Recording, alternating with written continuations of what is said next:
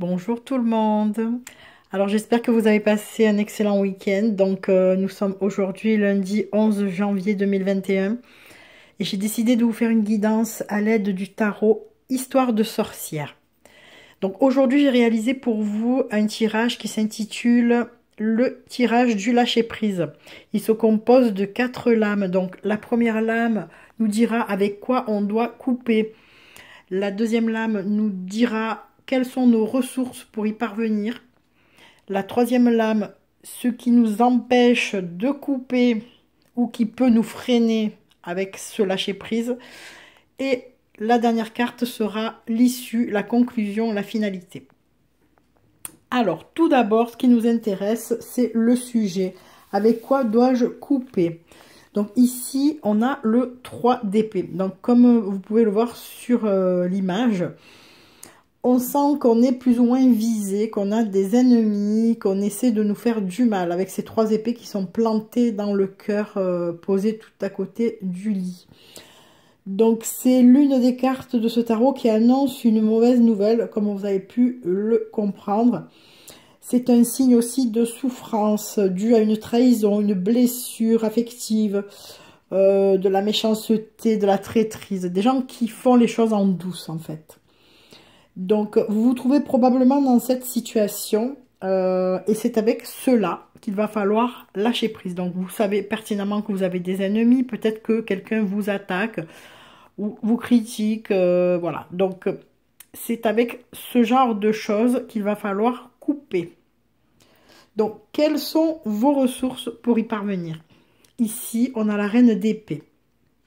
Donc, il faut savoir que la reine d'épée est une femme sage et expérimentée. Elle a vécu assez longtemps pour se sentir assurée dans sa position et pour voir les choses avec clarté, malgré les émotions qui pourraient troubler les pensées des autres. Donc, c'est pas une personne froide, mais calme et détachée. Et comme on peut voir, elle a une épée et ce n'est pas juste pour faire joli. Donc elle est capable de se montrer féroce pour défendre ce qu'elle estime être juste. Alors cette personne peut être vous-même. C'est peut-être qu'il faut user donc de votre force et laisser votre intelligence rayonner. Mais il peut s'agir aussi d'une personne un peu plus âgée que vous, quelqu'un qui a du pouvoir, quelqu'un sur qui vous pouvez vous reposer ou compter en tout cas. Vous la reconnaîtrez à son insistance sur la vérité et l'équité. Donc ça peut être très bien une mère, une tante, ça peut être aussi une personne qui est femme de loi, hein, pourquoi pas, une avocate. C'est quelqu'un qui est là pour la justice, on va dire.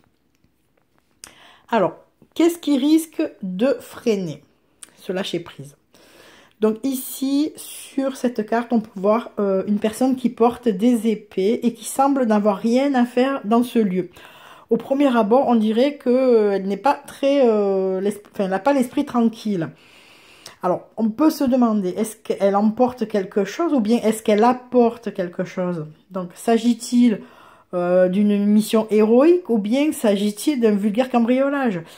Cette carte peut nous avertir d'être sur nos gardes, mais peut-être aussi de ne pas se fier aux apparences. Ça peut aussi vouloir dire que on a une façon de réfléchir qui n'est pas la bonne. Il ne faut peut-être pas anticiper ou tirer des conclusions trop hâtives. Quelquefois, il faut écouter son instinct et pas trop torturer son esprit. Donc voilà, il faut plutôt suivre son intuition, sa première idée, même si ça paraît pas logique. En conclusion, donc l'issue, on a la reine de Pentacle.